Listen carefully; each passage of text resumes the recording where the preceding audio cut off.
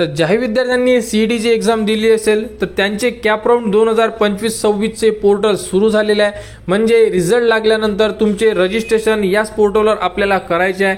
तर admission portal 2025-26 हे उपलब्ध करून दिलेले आहे। तर एमएसटी सीईटी 2025 ज्याही विद्यार्थ्यांनी दिली असेल त्यांची कॅप राऊंडची प्रोसेस कशी असणार आहे संपूर्ण अपडेट आपण याच व्हिडिओमध्ये बघणार आहे।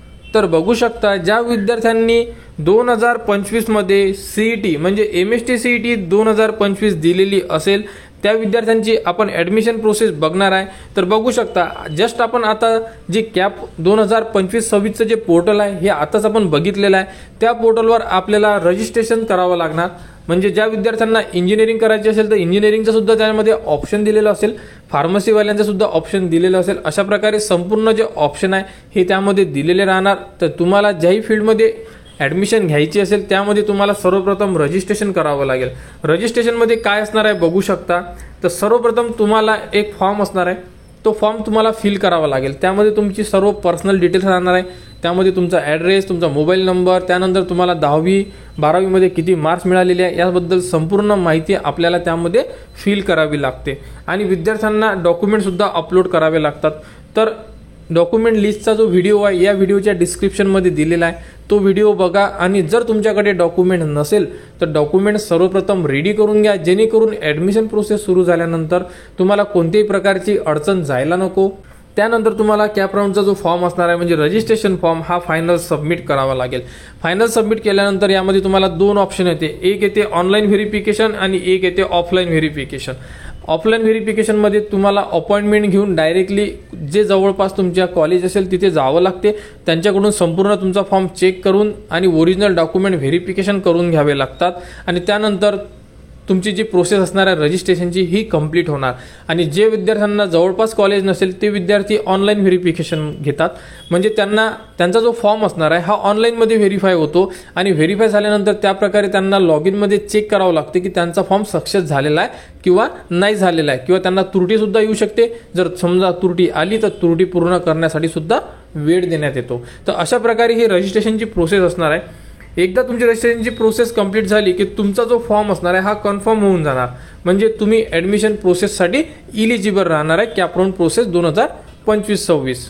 आणि त्यानंतर डेट संपल्यानंतर विद्यार्थ्यांची लागणार आहे प्रोव्हिजनल मेरिट लिस्ट।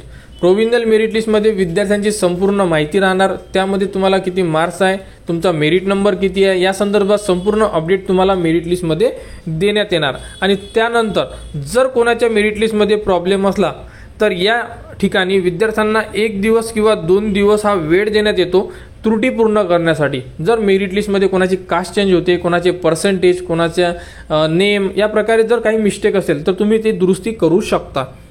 आणि दुरुस्ती कंप्लीट झाल्यानंतर येणार फायनल मेरिट लिस्ट। आणि एकदा फायनल मेरिट लिस्ट आली की नंतर तुम्ही कोणत्याही प्रकारचं रजिस्ट्रेशनमध्ये चेंजेस करू शकत नाही। आणि यानंतर तुम्हाला नवीन टाइम टेबल मिळतो, त्यामध्ये असणार आहे तुमचे कॅप राऊंडची प्रोसेस। तर कॅप राऊंडची प्रोसेस कशी असणार बघू शकता। तर तुम्हाला पहिला कॅप राऊंड सुरू होणार तुमचा। यामध्ये तुम्हाला संपूर्ण म्हणजे जेही तुम्हाला महाराष्ट्रामध्ये कॉलेजचे नाव द्यायचे असेल, ब्रँच जी चूज करायची असेल तुम्हाला ती ब्रँच तुम्ही निवड करू शकता। आणि या प्रकारे तुम्हाला कॅप राऊंडचा फॉर्म फिल करावा लागणार। आणि संपूर्ण ज्या अपडेट आहे वेळोवेळी त्या आपल्या चॅनलवर देण्यात येणार। त्यासाठी तुम्ही आपल्या चॅनलला सबस्क्राईब करून ठेवा, जेणेकरून संपूर्ण ज्या अपडेट आहे ह्या तुमच्यापर्यंत पोहोचल्या पाहिजे।